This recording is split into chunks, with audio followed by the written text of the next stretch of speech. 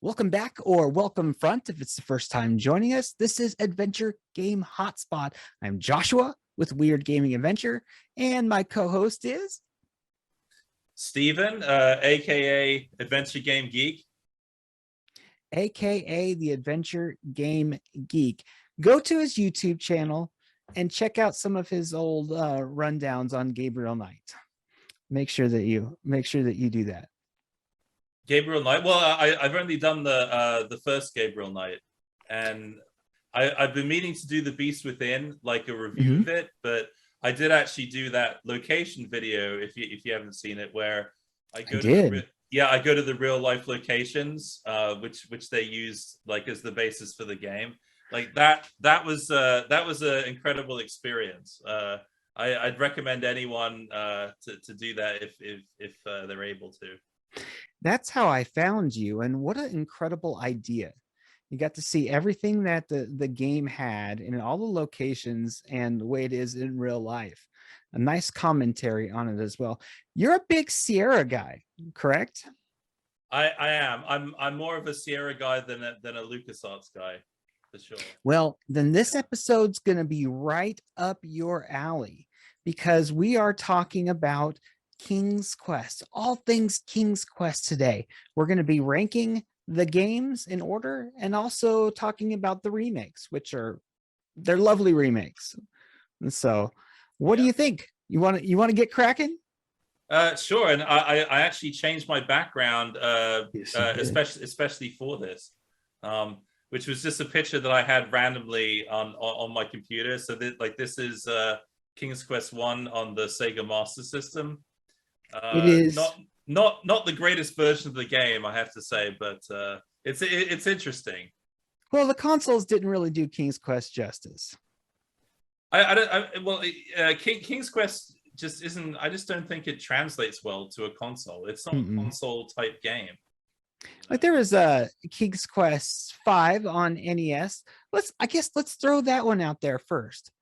What do you think of King's Quest 5 on the NES? I actually can't comment on that one because I haven't played it. Oh, you haven't played it? Okay. No, that's in fact that's a good point. That's one of the few King's Quest games that I actually haven't played. The graphics, obviously, when it comes to King's Quest 5, you have VGA graphics, which is truly when King's Quest exploded. Obviously there's 1 through 4 where there was no choice but it was to explode, because that's what the games that came out were. There was adventure games and there was flight simulators back in the early 80s.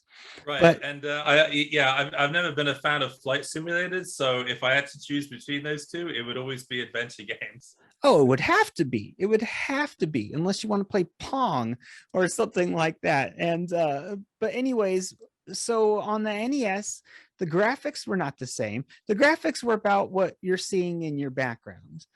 And so obviously some of the story had to be adjusted a little bit. It just didn't do it justice. Is the gameplay pretty similar though? Gameplay, well, it's hard to change too much of an adventure game, but I'd say the gameplay is similar.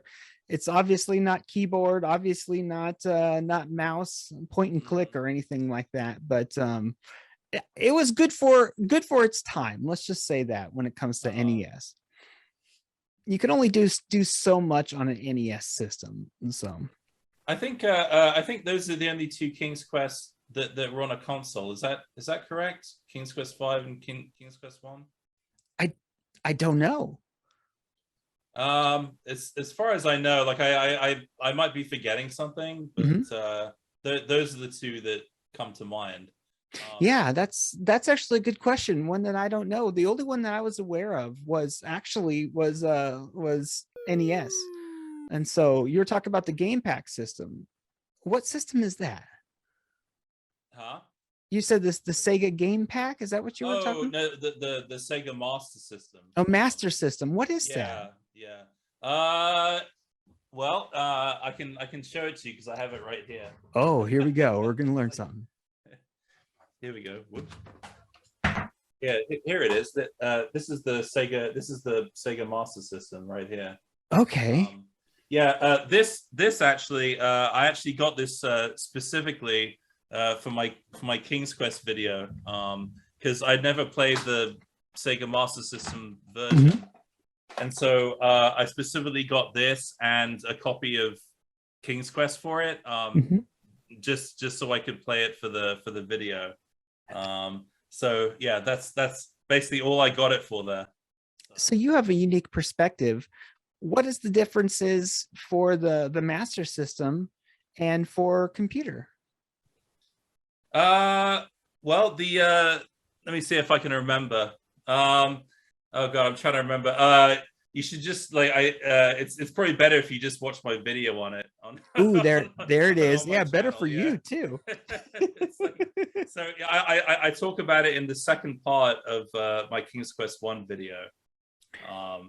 Yeah, like where I talk about all the different versions of King's Quest, and in the first part I talk about the version that I'm most familiar with, which is the original like AGI version. Well, the versions that both of you and myself are really familiar with are the computer, all forms of computer, whether it be Mm-hmm. IBM, Commodore, all of that. So let's actually get to ranking the King's Quest games. And All at right, the yeah, end, we're yeah. going to talk a little bit about our favorite, our top 5 deaths in King's Quest or dead ends. So All right, before we get sounds into the good. rankings, actually let me get your perspective on deaths. Are you a fan of deaths? I love deaths. Yeah. Yes. In games, Mhm. I love deaths in games. Yeah, and I love Sierra deaths because because they're often amusing, and Yes. it's really fun to kind of see all the different ways you can die, and like the funny message that comes up Uh-huh. all the time, and I always love how it comes up with like a message from Ken and Roberta Williams, thanks for playing our game, sorry you died, like try again. And it's just, yeah, it really, it actually, for me, it encourages like experimentation, just to see, like what's going to happen if you do this. Obviously make sure you save first before you try anything, but Oh, so I was yeah. one of those kids that would have like a whole hard drive full of saves because I experimented in the games because I was searching for death. In the movie Hook, Dustin Hoffman says that death is the greatest adventure.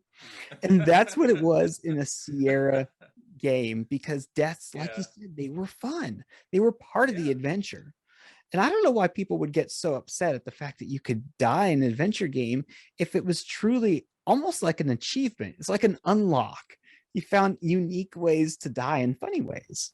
Right, and like a lot of the deaths, like like make sense. I mean, obviously, if you fall off some stairs, from too great a height, you fall off a cliff or whatever it Mhm. is, like you're obviously gonna die. So it's realistic. Uh, if Some you of want them it, didn't necessarily make sense, though. You walk some into a of them, yeah. waterfall and you die. Well, yeah, because the Infamous. undertow is so strong. That okay, there it is. The current, it just pushes you down. The strength of the water. Okay, so let's both say our least favorite game at the same time and see if on the count of 3, see if it's the same thing. I think we probably agree on this one, like most people do. But yeah, okay. So let's do it. 3, 2, 1. 8. Mask of Eternity. Yes. Eight. We discussed Yes, this I'm sorry. last week's I'm show. sorry. Yeah, we talked about this. Again, even though it's like last on my list, Mhm. I still can't hate it. I don't think it's a it's a totally horrible game. I just think that, yeah, like, as I said in the last podcast, it just doesn't feel like a King's Quest game. That's the problem. So And that is the problem. Again, if you missed last week's show, go ahead and check that. But we'll sum it up. If you look at it as a non King's Quest game, as it's strictly its own RPG, It's not terrible, which is sad that that's the best descriptor that we could come up with. Right, right. But And you know, yeah, and obviously, you know, people don't like it for different reasons. I mean, yeah, you know, like the fact that it's not a pure adventure game, you mhm. know, there's a lot of action. I'd forgotten how violent the game was, you know, like going around like, you know, chopping creatures heads off and you know, stuff like that. It's like for a King's Quest game, I mean, that's pretty graphic, you know. There's not a lot you could do in an RPG game that doesn't involve slashing, Well, of some sort. yeah, that's true. That's That's true. like 65% of the game, then 40 or 35% of it is walking. But It's also an incredibly gloomy game. it It's really is. it's very depressing, which is kind of part of the I you know I understand it's part of the story, like you know like a curse has fallen on the land, everyone's turned to stone, you know, and all that. Like I get that, but it's just like throughout the whole game, it's just like you know you're going from what is it like hell? Well, it's kind of like hell, right? Like you know you're actually going through hell, and then you're going through like you know like a swamp, and then there's you know like some like lava pits or something, and it's all very kind of it's a very hostile environment. You know? Now, we've been to hell before in a King's Quest adventure, but there was dancing skeletons. They were doing the jig and having some Yeah, good yeah, it's times, fun. Yeah, that's All right. fantastic. So I'm gonna give you honors. Why don't you give your so we're choosing what is there, 9 total games, I guess. Uh oh, there's 9. What's the ninth one? Well, I don't know if it would be considered an Oh, official. are we talking about the 2015 King's Quest? Well, I have that ranked. I think that's pretty much I didn't rank that one because well, I played some of it and then Mhm. I actually stopped playing it. Okay. Well, we'll talk about that then too. I definitely ranked it, and I also ranked the silver earring, I think that it was called as The well. silver lining, The right? silver, Yeah. oh, the silver, I the silver lining that lined the ear. Oh gosh. Okay. Now I certainly chose the silver lining in there. That was next on my list. That was just Oh, okay. it was slow. Um, it was just kind of dull. So I, I actually I haven't played that in a long time. mhm. Actually, like I watched a video the other day that reminded me of that. It was a video on kind of you know all the unofficial King's Quest games, Mhm. and there was some games in there that I hadn't even heard of, but of course I'd heard of like the silver lining. Um, but yeah, that's something I'd like to revisit. But it's not high on your list, right? No, No. I would go so far as to say that it's almost okay. I don't want to say it's obviously it doesn't have the cash that was into the game as the full development team, and so Sure. it's hard to really put that in there with the rest of the King's Quest. But that was my next one. What do you got next After Mask of Eternity? after Mask of Eternity? Yeah, I actually have King's Quest 4, Hmm. actually, which I don't think, yeah, I don't think it's, you know, that bad or anything. It's just, it's one of those games that, you know, I played, I probably played that like the least out of all the King's Quest games for whatever reason. I've only played it maybe a couple times or Hmm. something. And it's just kind of I don't know. It was a little forgettable for me for some reason. I mean, you know, like, I remember certain things like, you know, getting swallowed by the whale Hmm. and that, and then you know, digging up the graves in the graveyard, and then I remember like the haunted house and stuff like that. The unicorn. Yeah, you know, I can remember it when I think about it, but it's just I don't know. Like there was something about it that kind of just didn't click for me the same as some of the other ones.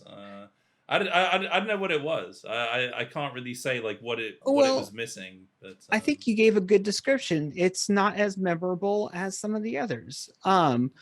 that's the next one on my list as well. And I Huh. think I should preface these, or I should have prefaced when I give my list.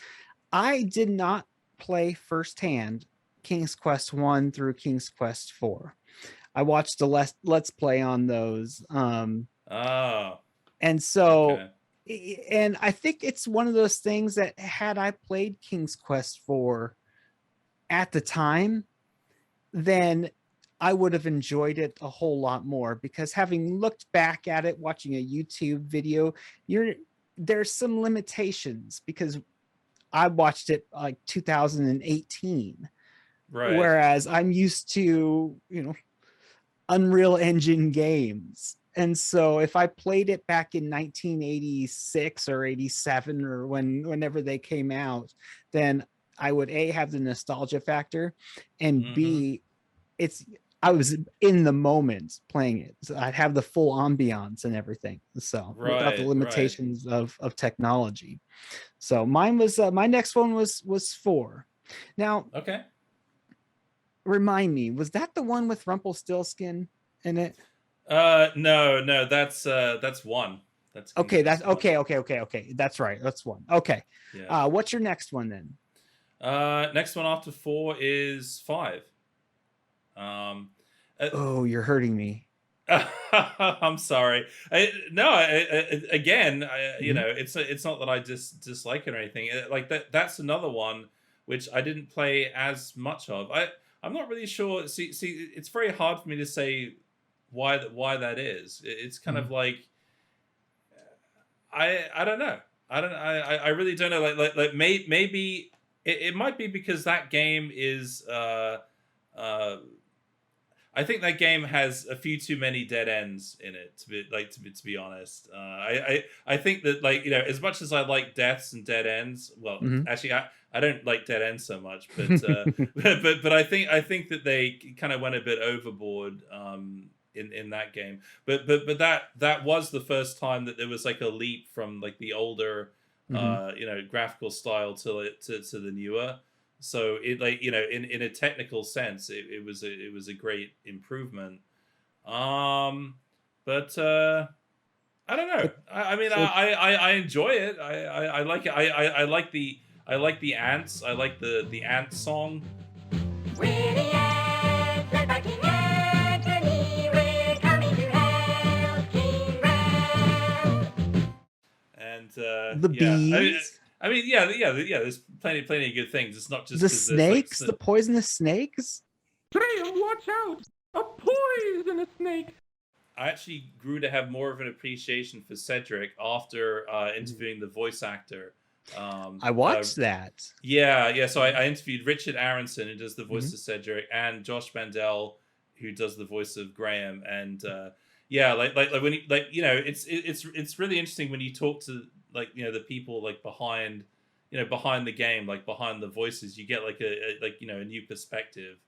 And the fact that Cedric wasn't written as much for adults, it was written more for the kids. Mhm. And he was like, as Richard Aronson said, like he said that Cedric was Jar Jar Binks before there was Jar Jar Binks, right? So it's the character that people kind of hate because like they find them so annoying or whatever. But for the kids, I mean the kids love it. So you know. Y- You are uh, you have your whatever script is there, whatever the mindset was for the script, that is your limitations. And as long as he acted well in it, and for that time, that's as good. King's Quest 5, that really broke some barriers. That was as good of voice acting as going to be around for the next couple years after that. Ooh, if you follow this road along the river, you'll come to the town bakehouse. You might find something delicious. I mean, useful there. Well, my next one on the list, so I gave you King's Quest 4. The yep. next one's going to be King's Quest 3. For me, and that's probably going to hurt your feelings because you are a 1 through 3 a fanboy, appreciado. We'll call it, make up new words, That's true. appreciado. Yeah. So what's your next one? 7. Okay. Yeah. Which I really enjoy. Like again, it's a different graphical style. I don't always like that kind of cartoony style as much in games. Mhm. But I find that, I find that game like very fun to play. It's a very, very easy game to just kind of pick up and play, and you can enjoy it. I don't find it as it's not as frustrating as some of the other games can be. Mhm. Yeah, it's a nice game. You know. 7 is next on my list, and for many of the reasons that you say, and when I say reasons, we're not at the bottom of the list anymore. We're right dab in the middle, so there's some positives to it. Hmm. So it's very obvious that Roberta and the Williams team, Sierra, was heavily influenced by Disney Hmm. right from the get Hmm. go, and that's a good thing for this game. If that's what you're shooting for, they nailed it, and that's what they were shooting for. So right from the beginning, you got the singing and everything, and as a kid, it didn't That's bother right. me at Yeah. all. When I was young, I just remember actually being very captivated by the art, and that Right. like, and I like cartoony graphic adventures, Yeah. Yeah. but Yeah. Sorry. Yeah. Yeah. That song at the beginning is Mhm. is kind of scary actually. Like if you freeze frame it on the close up of Rosella, like Uh-huh. it's pretty scary. Well, I don't like explain that. As well. Well, from my memory anyway, it's just Is you know scary as in maybe a little cringy? like Is that what you're no, but like she has like crazy eyes. Like she's just Oh, okay. Now I know what yeah. you're saying there. Because but when you're singing, belting it out, sometimes you're gonna have like your bulging eyes. You're gonna have Right. the bulging eyes. Yeah. Um, in 7, I didn't really relate to it. The characters, Hmm. I just couldn't relate to them. You're Uh, playing an elderly lady, and what equates to a you teenage mean girl. like Queen Valenice? You mean? Yes, Like yeah. good with I the names. sorry, I don't mean to correct you. It's like, oh No, yes, please.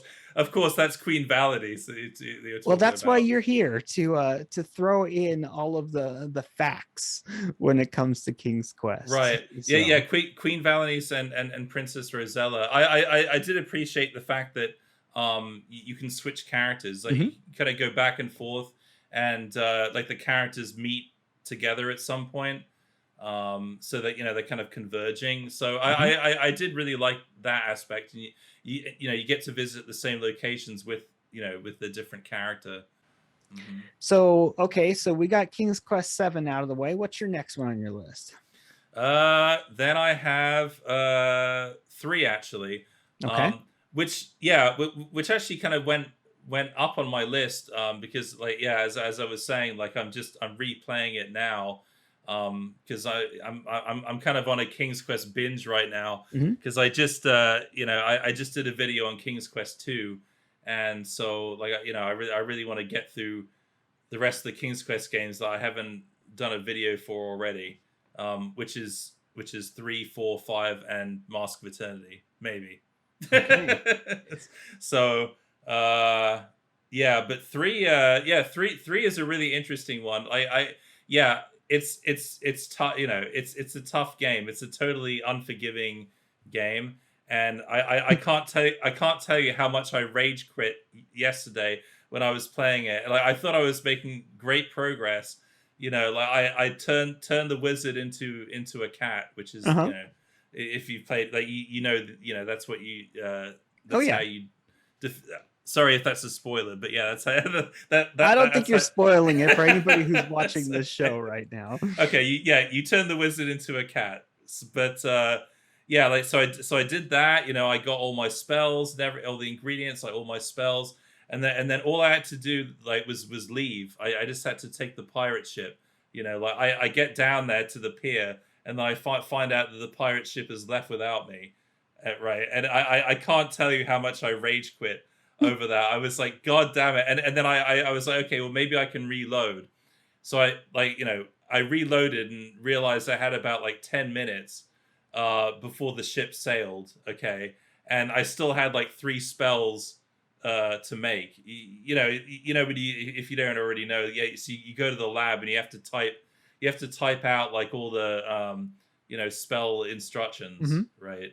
And yeah, so I was doing that. So like I'm frantically typing these like spell directions to see if I can do it in like 10 minutes, like I'm doing like a speed run or something, right? And I just like even and I just couldn't do it. Like I just didn't have enough time.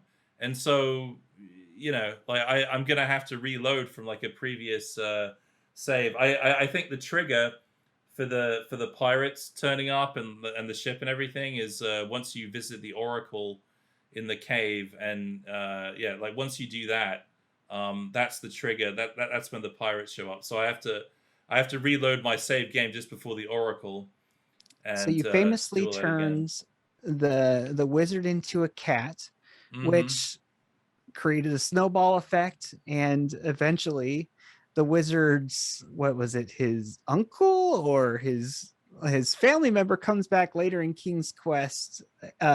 King's Quest, was it 5? I think, that ends up seeking his revenge. What have you done to my wand? You think you can outwit me, little man? Ha! Let me show you a thing or two.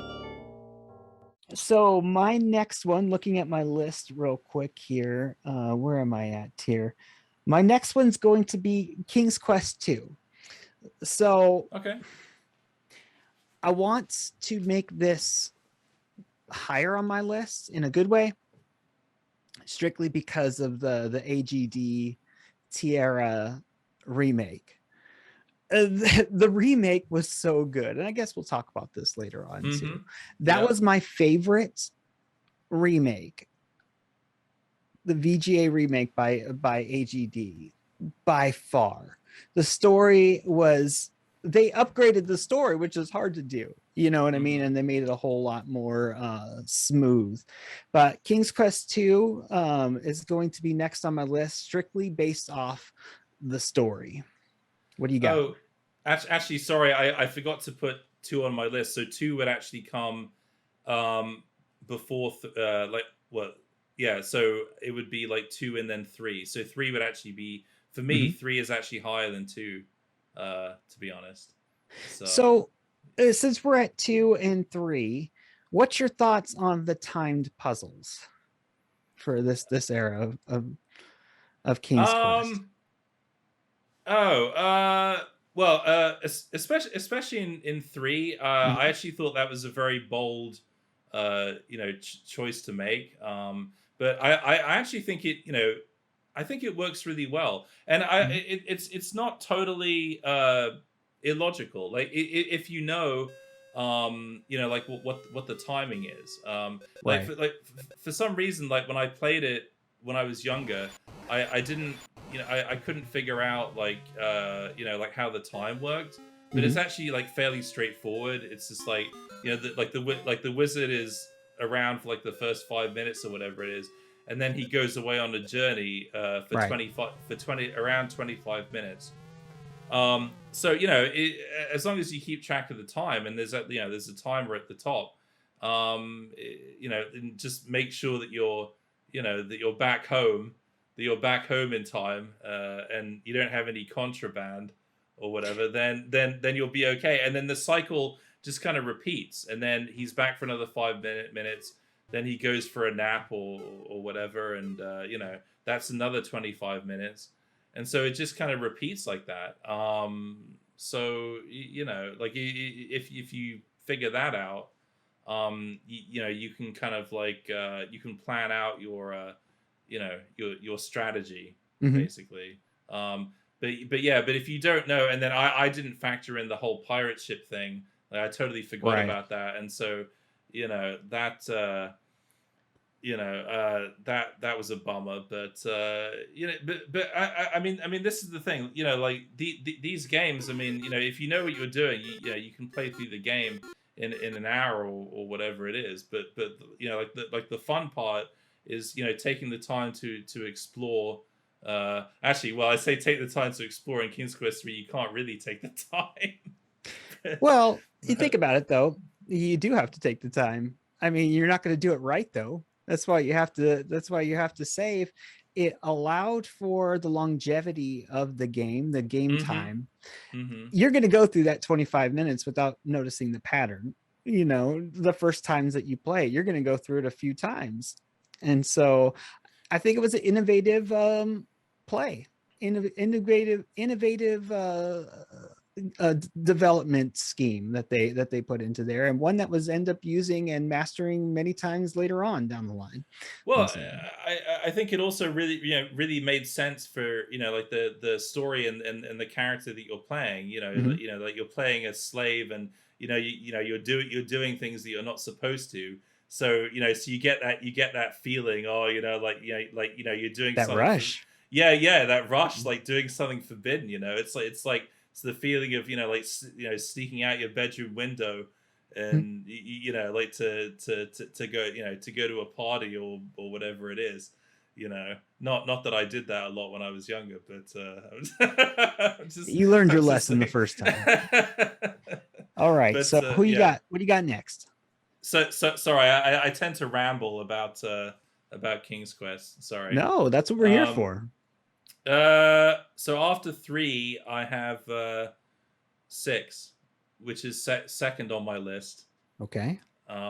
Yeah, I think like 6 is widely regarded, I think, as being like one of the best King's Quest Mhm. games, if not the best. And yeah, I would pretty much agree with that. Okay. So I've got one. Hmm. I give it bonus points for being the first. It Hmm. was innovative. It was nostalgia. I always give bonus points to the first along a series. If things are pretty equal, I'm gonna go with the first one. And 1 through 3 to me, or 1 and 2, were pretty equal. My next one was King's Quest V. We talked about that one already, but that was the first game that I ever played completely through. So your next one, now throw me your favorite one. Oh well, yeah. It has to be King's Quest 1 Mhm. for me. Purely based on nostalgia, really. Yeah. Um, yeah, it's like I think it's one of the first adventure games I ever played. Yeah, just I think that like yeah, no adventure game is gonna top that. Like for me personally, like even if it's like technically superior, it just it won't mean as much to me. Like King's Quest just means like so much to me. So And I think that's why King's Quest V made it as high on the list than it did, strictly for that hmm. nostalgia factor. I mean, it shouldn't be that high. King's Quest V. It shouldn't be that high based on a lot of the dead ends and that type of thing. But like the Right. nostalgia, that's why we love these games, and we still love them for that reason. Well, yeah, it's a, and like even replaying it, Mhm. I still love to replay it. Even though I know, I've played it. I don't know how many times, and I already know, how to get through it.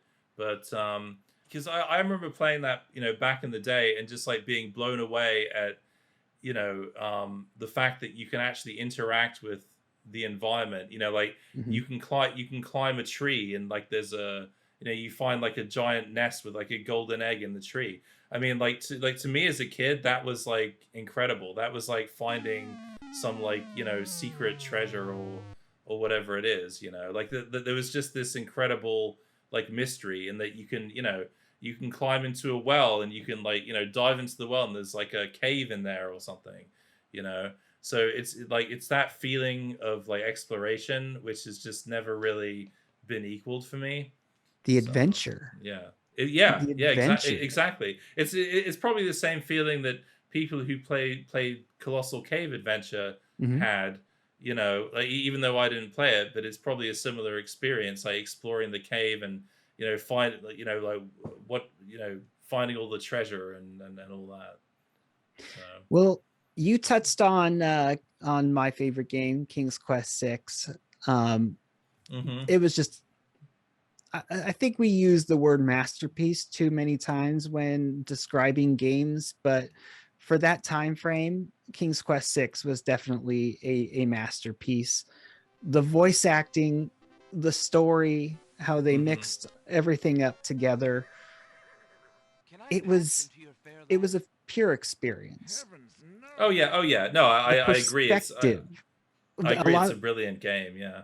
they experimented a lot with the visuals and the perspectives. Like I still remember to this day looking over, or when you're in the library or the book the bookshop, Mm-hmm. and you've got the wizard going in there and everything, but you're peering over books, Mm-hmm. and just those little touches that really Oh, just blew me away. like how you have the books in the On the foreground. shelves, You yeah. mean? Oh Mhm. yeah, stuff like that. And then like using the hole in the wall to kind of look through holes Exactly, and to stuff check like and see the that. year. Uh-huh. Yeah.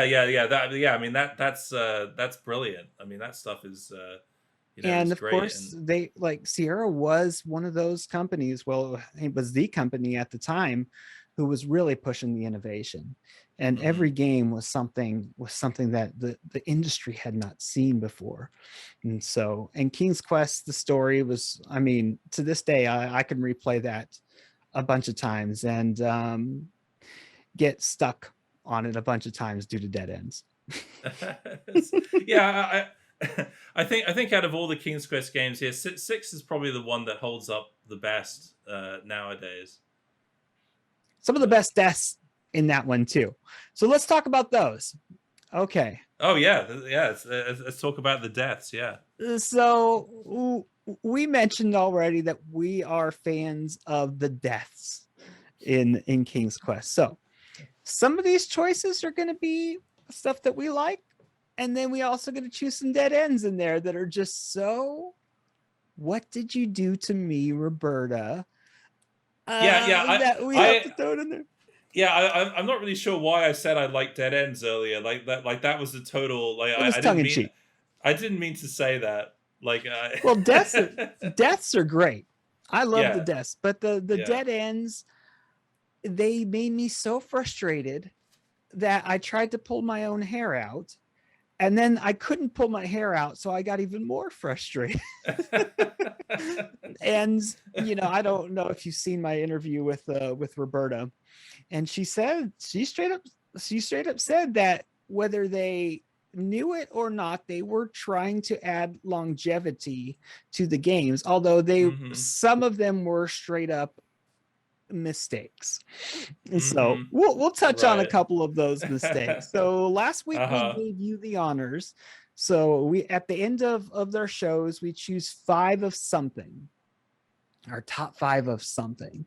Yeah. And I let you have the honors, having 3 the last time. So I will take the honors this time. All right. I'll go with the death. One of my favorite sets of deaths. It's in King's Quest 6. It's in the Minotaur's lair. The PETA approved death of the Minotaur knocking you into the dungeon. The scream, or the dungeon, the fire pit. The scream as he's falling into the fire pit is just it's so unforgettable. That's the long fire pit. PETA loves that death.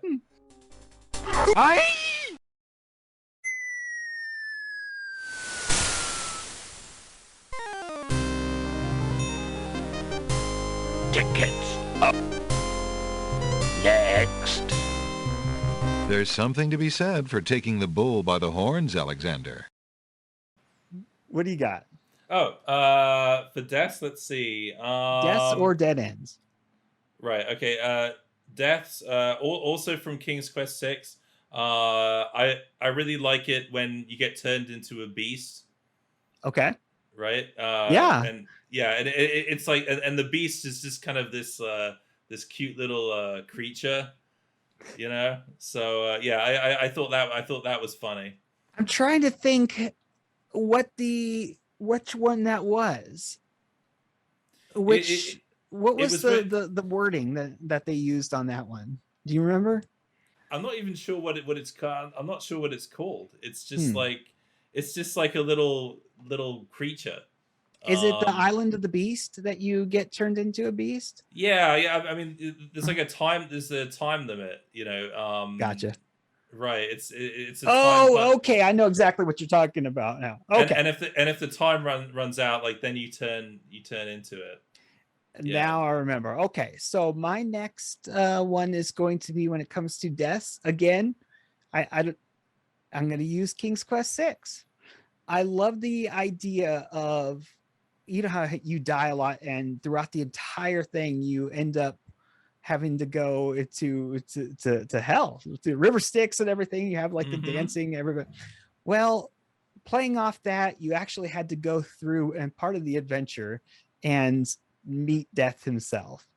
And I thought that was a really cool aspect of, you've been dying in this place the entire time, and then you have to go through those gates again as part of the story and make death cry. So Okay, so like is Death himself like responsible for all of these deaths then, or what? Like can we just blame it all on him? well, we're not going to blame it on Roberta. No, no. Right, it's all Death's fault. It's Death's fault. Mm-hmm. All right, what you got? Let's see. Make it count. It's your last one. Oh, is it? Oh, wow. Okay, let me think. I'm gonna go with the poison thorns in King's Quest 2. Okay. Yeah, just because I died so many times on those thorns, it just kind of stuck in my memory. This is before I figured out that you could get the sugar cube, which will make you immune to the thorns. So I was trying to get through the thorns like myself, without any kind of invincibility. So there's that.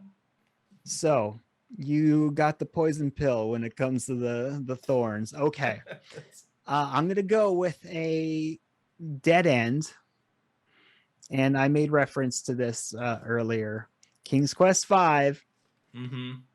Literally 20 minutes into the game, there's a spot where Cat has to come out. He's going after the rat. If you do not smack the cat with a boot in X amount of time, and by X amount of time, I mean 1.5, 2 seconds, then everything that you will do for the rest of the game, or at least until 3/4 of the way to the game, when you actually need that rat to come nibble through your ropes, you will not know that that is a dead end right from the get-go. If you did not save that rat, you have to pull up your inventory quickly, pick up the boot really quickly, throw the boot at the cat. Oh my goodness.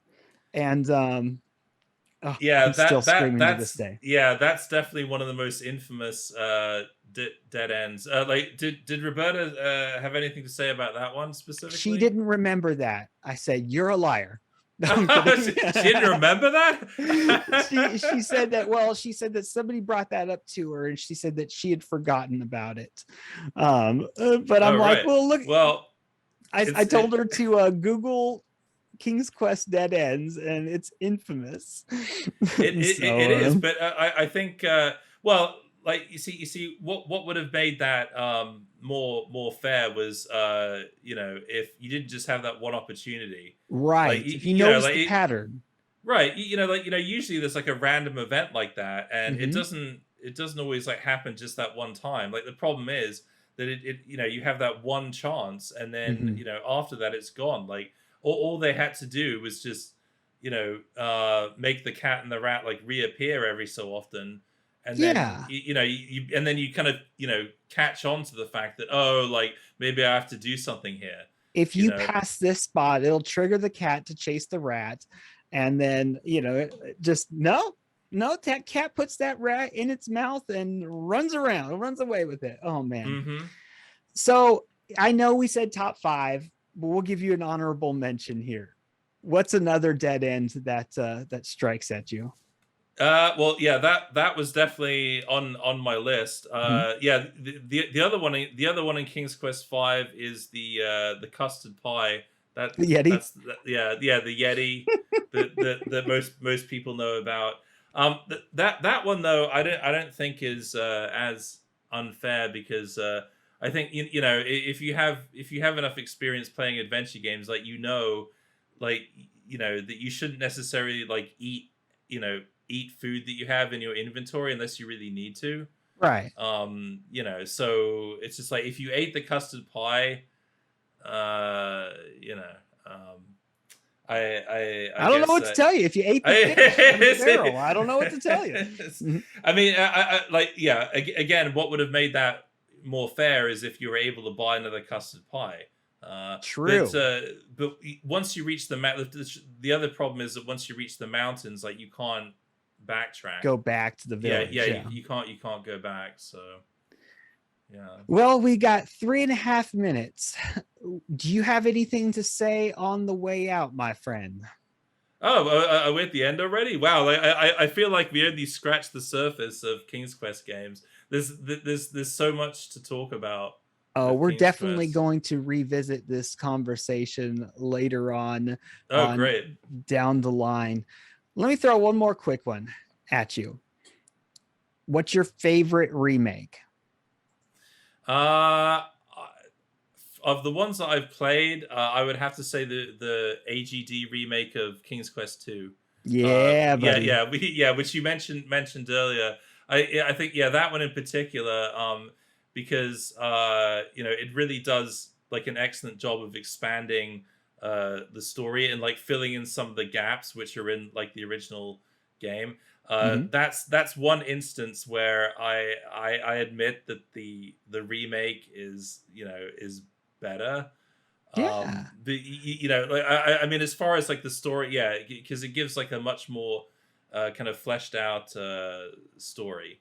Well, it took the story, but it also added some characters, in there, or expanded on some of the roles of some of the characters. You know what I Right. mean? And like Dracula, like the Dracula Mhm. character, and then the monk, the character of the monk, and they kind of subvert the characters, and like they're not exactly they're not exactly how they appear, so.